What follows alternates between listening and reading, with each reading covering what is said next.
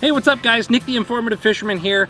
I was just out doing some frog fishing earlier, and about a year ago there was a video subject that I wanted to talk about, and it was the advanced mechanics of why people miss fish on the frog and what you can do physically and what you can drill to practice increasing your hook set on a frog. We all know these things of, oh, count to 3, and this is all very basic Dr. Seuss style stuff. What I'm going to give you is some very advanced expert level, high tournament level frog techniques and tips. And I have a lot of footage, whether it's GoPro, old big camera footage, that I'm going to slow down and prove this to you. And just like any professional athlete, it's important to watch film on yourself. You can see what you're getting better at. Years ago when I used to do MMA, I would watch my jiu-jitsu, watch my boxing, and say, okay, I could have faded this, I could have slipped this, did a level change. So I've really started to do that with my bass fishing and watch certain things where I messed something up or where I did something and I'm like, wow, that really worked out. I go back and watch film and analyze and see what I did mechanically to attribute to that catch or attribute to that loss. So what I want to talk about is everyone's favorite lure, the frog. Okay, this is a Savage Gear DC frog. I helped design this along with Jose Chavez at Savage Gear. It's not about the frog. This is about missing bass on a frog. I don't care how good the frog is, how soft the frog is, how good the hooks are on there, how good your timing is. If you counted to 3, there's some key tips that you can do wrong to where even if that bass swallows your frog and is dang near farting it out, you could still manage to pull that frog away from him from just a few things that you do. So what I want you to think about first is I'm going to give you something to think about right here. We never get hit subsurface. Let's say you're dragging a Senko or a drop shot and you're like, oh, that was a giant. That was a giant. Because you don't know. You don't know when a fish swirls at your bait subsurface. If you got a bait near the surface, you can see the swirl of the fish and you see the size. But with a frog lure or a topwater lure and you see a miss, you're like, oh, that's a giant. So a lot of people count those as losses. But if you're swimming a chatterbait or a swim jig or a spinner bait and they miss it, you don't really know and you don't think about it. I want you to think about this.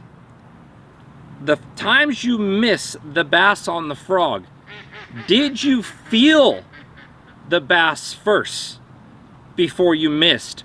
Or did you see him eat it and then you swung?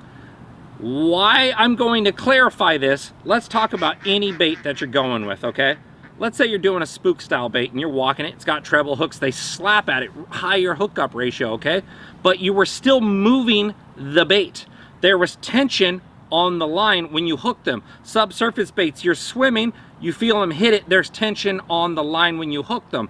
Dragging a jig, you feel them hit it, you pick up, you feel the tension, you feel the line moving, there's tension on the line, and then you hook them. Almost every single situation when you think about setting the hook on a bait, there's already tension on the line, except this guy right here. Oftentimes people don't feel tension on the line and they set the hook and miss. Now, this is all going to make perfectly good sense once I explain this to you. I've never seen this in a frog fishing video. You may think I am overcomplicating your life right here, so watch it. If you forget it, don't worry about it, but this is going to save you. How often have you heard the term, the bass grab things head first? There's that frog, boom, he grabs it head first. I'm walking the dog, the bass grabs it head first. Pay attention to this line. He grabs it head first. See this line sticking out the back of my hand right here? So this is the front of his mouth. He comes up and he grabs it. He's got that line in there too. Well, he got your frog, right? So what happens if there's slack in the line and you set it? You're cracking a whip, okay? And essentially this is just like punching. You crack the whip, instantaneous pressure budges the bass of the mouth, budges that bass's mouth open. You have a gap. Within a 1/10 of a second, you budged his mouth open and exited that frog. Here's a little secret. Everything in Mother Nature that a bass grabs, if he grabs it head first, it's wiggling around, it's trying to escape its mouth. Whether it's a bird, a lizard, a bait fish, it naturally wants to escape. A bass knows anything in its mouth is going to create tension or try to escape, especially if it sees an exit point. Put a fish in a net, put a lizard in a net, it will jump out. This is what we know, to go towards the light. So let's say now that bass grabs this frog head first. If you create tension, the bass knows it's trying to get out. He's going to lock down. Now your frog is going to turn. You didn't pop his mouth open, and now those hooks are in there, stuck in his mouth. This all happens within a couple seconds, and you'd be like, Nick, when they blow up, I can't stop but swing for 1 second. I'm going to show you some footage after this. I'm going to show you some B-roll along the top, and at the end, I'm going to show you some low quality stuff that wasn't shot in high frame rate, but just so you can see the mechanics and a few other things I'm going to talk about here.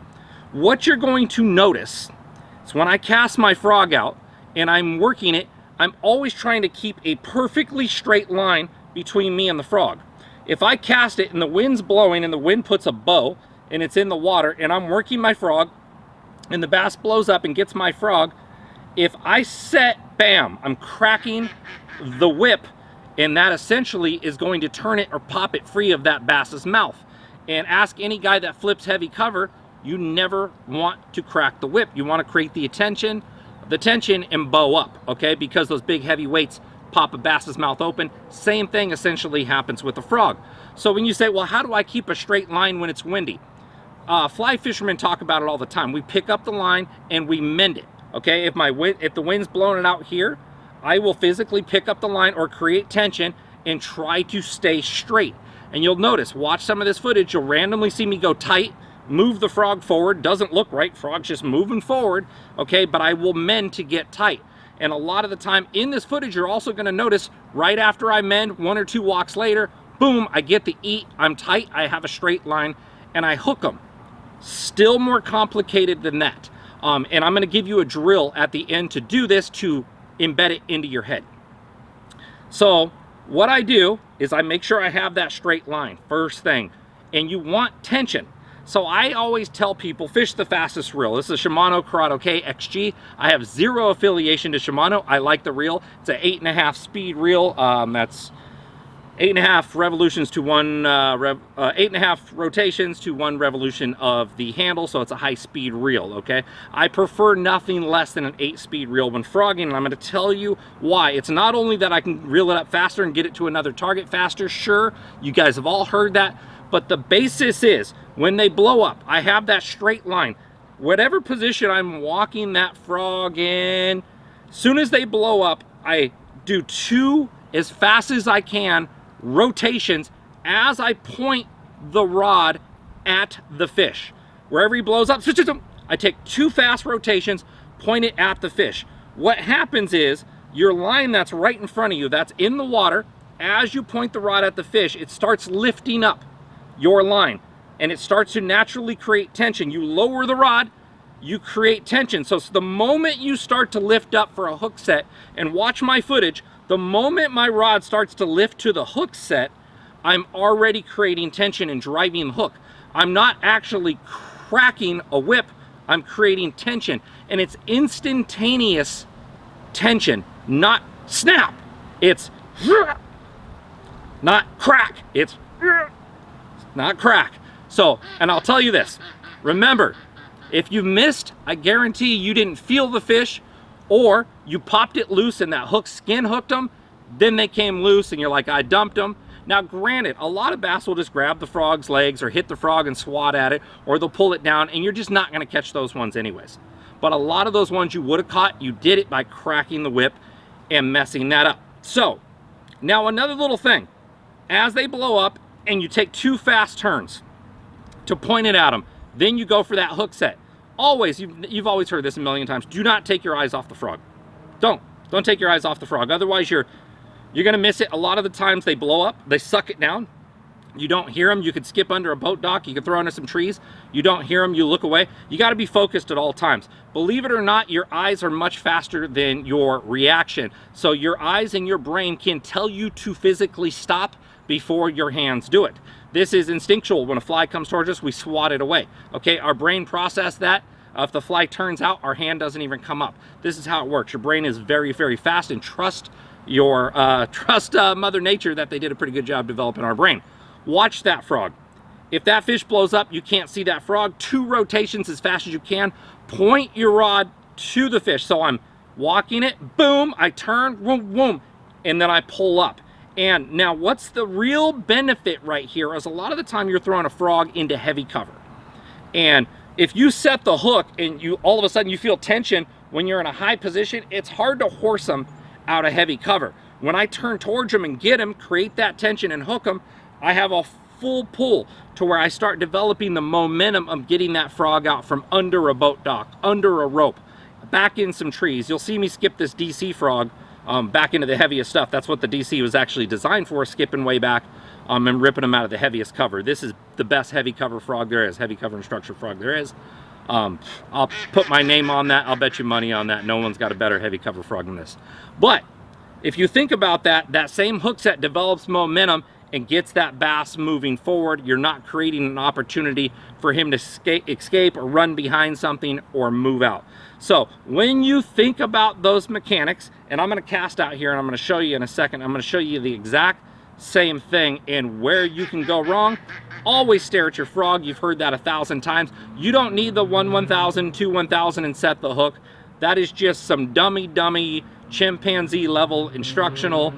That's just, trust me, you are not faster than a bass.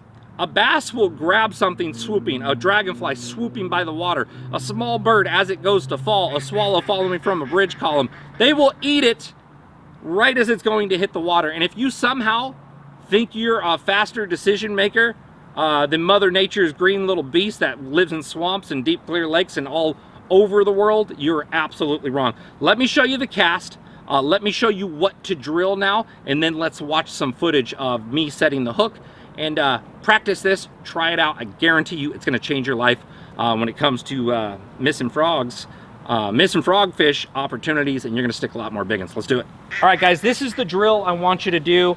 Go out to the lake, do this for 10 minutes, okay? Whether you could skip up to a target like that, walk it, imagine it blowing it up, turn, 2 reels, bow up, all right? Just practice that fast. You really want to do that. Slide up to your target, walk it, boom, turn, 2 reels, and up.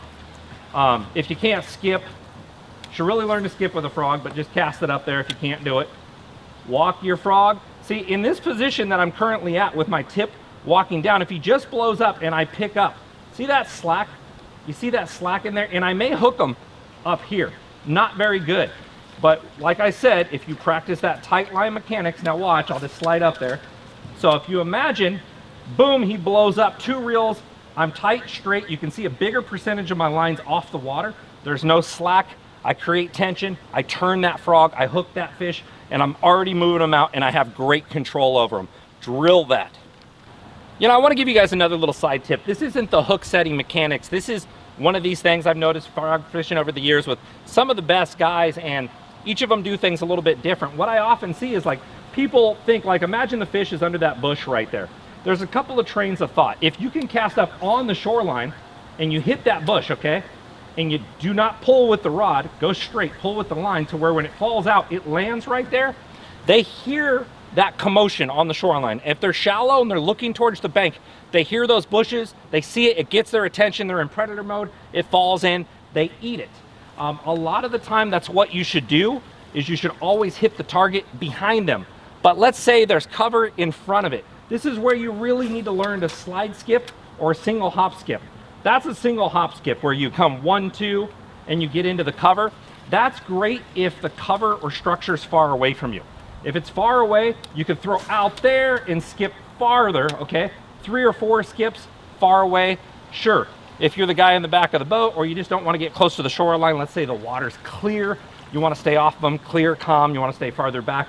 But slide skipping, when you take like 8 or 9 skips up to a target, that's a really natural looking wounded look. That's when you start your skip probably 8 to 10 feet from your boat, so they hear it coming. It's like a fast buzzbait. Practice slide skipping. That's going, you really almost have to be top speed of your cast. If you go slow, watch this. I'll skip slow. It's like, not very good. they don't hear it coming from a long ways. But I can slide skip all the way up there, and it sounds like something fleeing a fish, a bait fish being chased. It gets their attention, they're in hyper mode, and it's instantaneous reaction to grab that slide skip. Hit the bank if you can. If you have stuff in front of the bank, you can't hit the bank, slide skip. And always land your frog quietly. I still see a lot of plopping. If you hear me say that I'm plopping a frog, that's where I cast the frog and plop, it makes a big splash, okay? Catch your frog. I'm gonna cast my frog out there and I'm gonna catch it with my thumb on the spool and ease it in. See that little silent entry? That silent entry is key if you're just fishing pockets. But if I can hit the bank, I'm gonna hit the bank, I'm gonna go straight with my reel, don't use the rod, and I'm gonna creep it into that spot. If that's an option, I'm generally gonna hit the bank first. Look at that, guys, I got one. That's a solid 3-pounder. But I'm gonna hit the bank if I can. I'm gonna slide skip. If I'm not getting bit slide skipping, which causes a good reaction, I'm gonna do that silent catch and ease it in. With those 3 things right there, along with the new mechanics, if you guys don't get a couple extra big ones this year, what are you doing?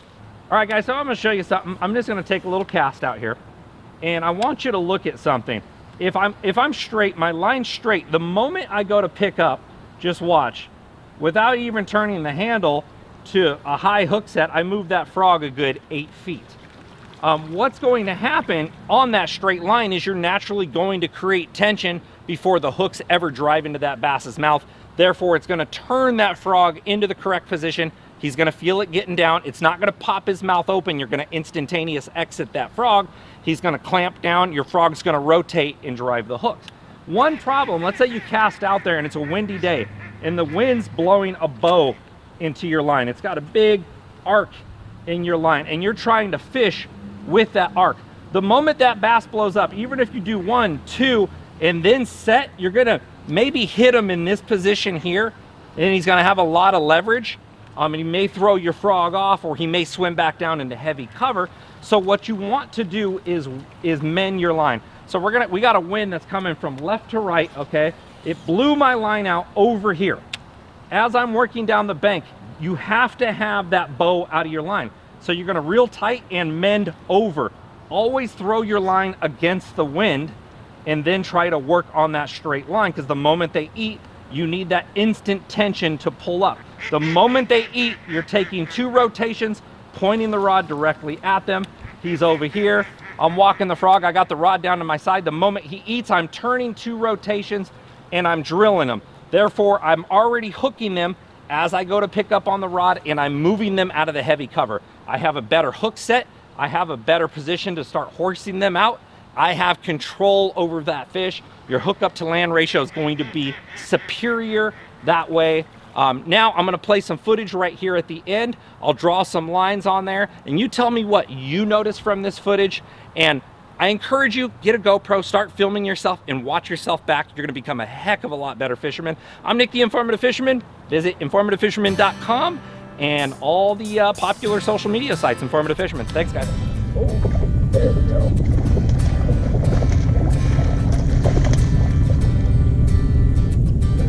Tasty frog. That was so fun.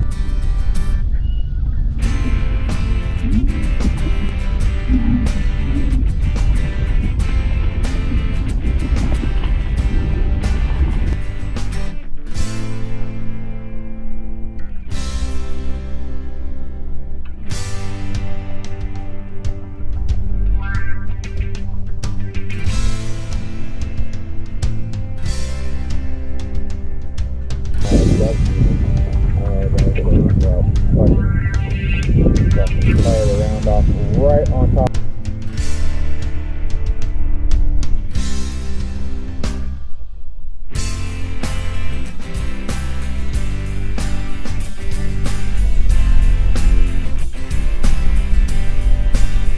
Oh, no.